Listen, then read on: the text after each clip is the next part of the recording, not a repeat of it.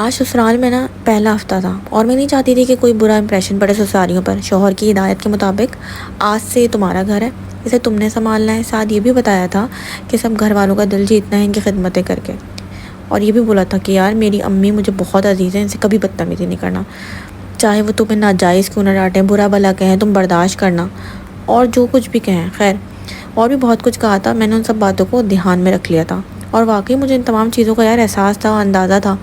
یہ بات تو پہلے سے ہی سنی ہوئی تھی نا کہ اللہ پاک کے بعد اگر کسی کو حکم ہوتا کہ بھئی سجدہ کرنا ہے تو اللہ پاک بیوی کو حکم دیتے کہ اپنے شوہر کو سجدہ کرے۔ خیر صبح 4 بجے اٹھی، ساسو ماں کے لیے پرہیزی ناشتہ بنایا کیونکہ انہیں صبح جلدی ناشتہ کرنے کی عادت تھی، اور بھلے ہی یار میری نند 2 سال بڑی تھی مجھ سے، لیکن کیا تھا کہ اس کا ناشتہ بنایا کیونکہ اس کا ناشتہ مجھ پہ ہی فرض تھا بنانا۔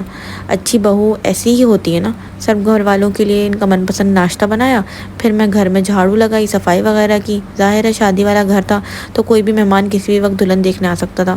پھر میں نے کیا کرا یار، گھر کا کاموں سے فارغ ہو کر ایک بھاری بھرکم سا سوٹ پہنا اور تیار ہو گئی۔ نئی نویلی دلہن تھی تو ایسے تو نہیں رہ سکتی تھی نا گندی سندی۔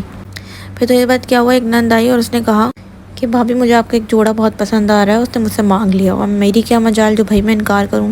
میرے دل میں سسرالیوں کے لیے عزت اور بڑھ گئی، اور میں نے ٹھان لی کہ میں ان سسرالیوں سے کبھی لڑائی نہیں کروں گی، اور کچھ بھی ہو مجھے چیزوں کو برداشت کرنا، اور کام کرنے سے یار کوئی مر تھوڑی نہ جاتا ہے، صحت مند ہی رہتا ہے۔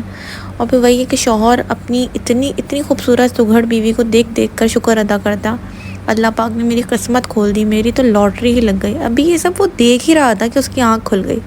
بہت ٹائم لگا اس حقیقت سے آگاہ ہونے میں کہ وہ تو محض ایک خواب دیکھ رہا تھا۔ بیچارہ مستقبل کا شوہر اپنی شادی کے کتنے حسین خواب دیکھتا ہوگا کہ میری بیوی کسی ناول کی ہیروئن کی طرح خوبصورت سگھڑ اور پتہ نہیں کیا کیا ہوگی۔ اتنا افسوس، بیچارے کو خبر ہی نہیں کہ اس کا پالا کس آفت سے پڑنے والا ہے۔ خیر یار یہ تو ایک مذاق تھا، ایسی ہیں ویسے دنیا میں عورتیں، ایسی ایگزسٹ کرتی ہیں جو اتنی سگھڑ ہیں اور اتنی اچھی ہیں، تو مرد حضرات بالکل بھی پریشان نہ ہوں، انشاءاللہ اللہ پاک ان کے نصیب اچھے کرے گا اور ان کو ایسی ہی بیگمات ملیں گی جیسی اسٹوری میں انہوں نے سنی ہے۔ اور بس اگر وہ ایسی مل جائے تو آپ نے بھی ان کے ساتھ اچھا کرنا ہے، اور ان کے لیے ان کا بھی خیال رکھنا ہے جیسے وہ آپ کے گھر والوں کا خیال رکھیں گی۔ تو پیار کریں اور پیار ایکسپیکٹ کریں کہ بیوی بھی آپ سے پیار کرے۔ تو یہ اسٹوری سنانے کا ہرگز مقصد نہیں ہے کہ یہ صرف اسٹوری ہے، ریئل لائف میں بھی ایسا ہو سکتا ہے، لیکن اس کے لیے آپ کی ایفرٹ ہونا بہت ضروری ہے اور آپ کی نیت کا صاف ہونا بہت ضروری ہے۔ اگر آپ کی نیت صاف ہوگی تو یقیناً آپ کو بیوی بھی ایسی ہی ملے گی جیسی آپ نے اسٹوری میں سنی۔